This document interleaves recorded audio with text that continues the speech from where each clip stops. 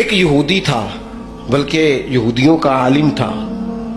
اس نے ایک دن حضرت بلال حبشی سے کہا کہ مجھے پتہ چلا ہے کہ آپ حضور کے مہمانوں کے لیے سارے بندوبست کرتے ہیں اور بعض اوقات آپ قرض بھی لیتے ہیں، تو میرے پاس کچھ اضافی پیسے پڑے ہوتے ہیں، مجھ سے قرضہ لے لینا.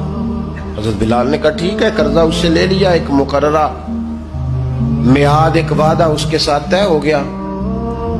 سیدنا بلال حبشی رضی اللہ تعالیٰ عنہ نے وہ پیسے لا کے مہمانوں پر خرچ کر دیے. ابھی اس وعدے میں نا پیسے لوٹانے میں کچھ دن باقی تھے.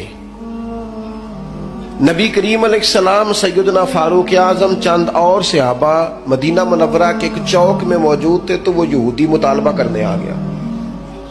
آپ کو میری پوری بات کی سمجھ آ رہی ہے؟ یعنی ابھی جو معاہدہ ہے، جو طے شدہ تاریخ ہے، اس میں دن باقی ہیں. اس نے آ کے کہا میرے پیسے دیں. تو نبی پاک علیہ السلام نے فرمایا ابھی تو وعدے میں وقت باقی ہے. اس نے معاذ اللہ سخت باتیں کرنی شروع کر دی، سخت.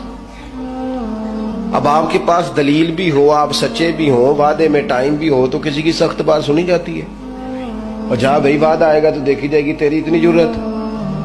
اب جب اس نے سخت بات کی تو سیدنا عمر فاروق نے تلوار پہ ہاتھ رکھا. حضرت عمر ہے نا، شیر ہے نا اللہ رسول کے، ہاتھ رکھا تلوار پر. نبی پاک علیہ السلام نے فرمایا عمر جلدی نہ کر. بڑی بردباری سے، حلیمی سے، اطمینان سے، سکون سے. حضور فرمانے لگے عمر اس نے پیسے لینے ہیں، وہ مطالبہ کر سکتا ہے، تمہیں چاہیے تھا کہ تم اسے کہتے ذرا نرمی کر، مجھے کہتے پیسے ادا کر دے. حضور فرمانے لگے اب اس طرح کرو، اس کے ساتھ جاؤ، فلاں جگہ کھجوریں پڑی ہیں، جتنا اس کا قرض ہے اتنی کھجوریں تول کے دے دو، اور یہ جو تم نے تلوار پہ ہاتھ رکھا ہے نا، اسے ڈرایا ہے، تھوڑی کھجوریں زیادہ بھی دے دینا. آپ کا بردبار ہونا، حلیم الطبع ہونا، مزاج میں ٹھہراؤ ہونا، سکون ہونا، یہ بڑا بندے کو نا وفادار بنا دیتا ہے. آپ ہر شخص کے لیول پہ اتر کر جھگڑا نہ کریں. میں نے دیکھا ہے سیانا بیانا آدمی بچوں کے ساتھ بحث کر رہا ہے، سمجھدار آدمی ہو کے ایک نادان سے گفتگو کر رہا ہے. میں نے شاید پہلے بھی آپ سے کہا تھا کہ میرا ایک فتویٰ ہے، اس سے اختلاف بھی کیا جا سکتا ہے. میرا فتویٰ یہ ہے کہ میاں بیوی کے جھگڑے میں اکثر قصور میاں صاحب کا ہوتا ہے.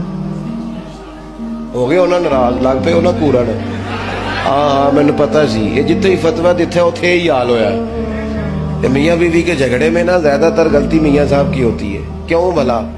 اس لیے کہ عورت بیچاری کی عقل ناقص ہے، اس کی آدھی ہے، وہ پورا سوچنا بھی چاہے تو شعوری طاقت اتنی بلند نہیں. تو میاں صاحب کی تو پوری ہے نا، تو پھر جھگڑا ختم کس نے کرنا تھا؟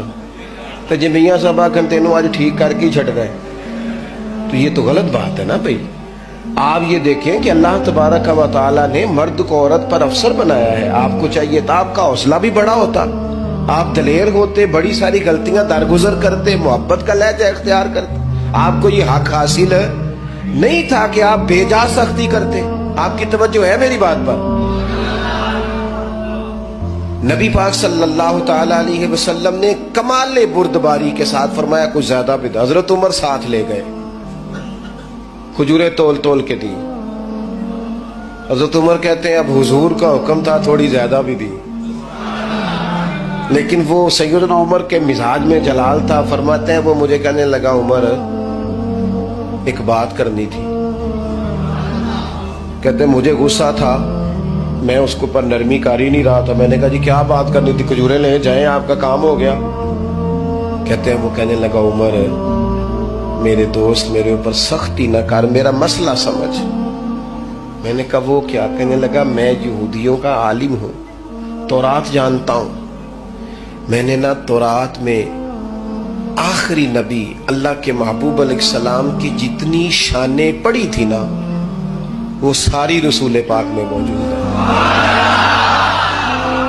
ایک شان میں نے یہ حضور کی پڑھی تھی کہ وہ بڑے حلیم ہوں گے، بڑے بردبار ہوں گے، ان کے مزاج میں کمال حوصلہ ہوگا، اور جتنا جتنا کوئی جہالت کرتا جائے گا محبوب کی بردباری اتنی بڑھتی جائے گی. عمر میں نے جان بوجھ کے قرضہ دیا تھا، باقی ساری شانیں دیکھ لی تھی، یہ میں دیکھنا چاہتا تھا. میں نے قرضہ بھی جان بوجھ کے دیا، وقت سے پہلے بھی جان بوجھ کے آیا، سخت باتیں بھی معاذ اللہ کی، لیکن جب رسول پاک صلی اللہ علیہ وسلم کی بردباری، حوصلہ اور وفاداری دیکھی تو عمر اب تو مہربانی کرنا، مجھے لے چلنا.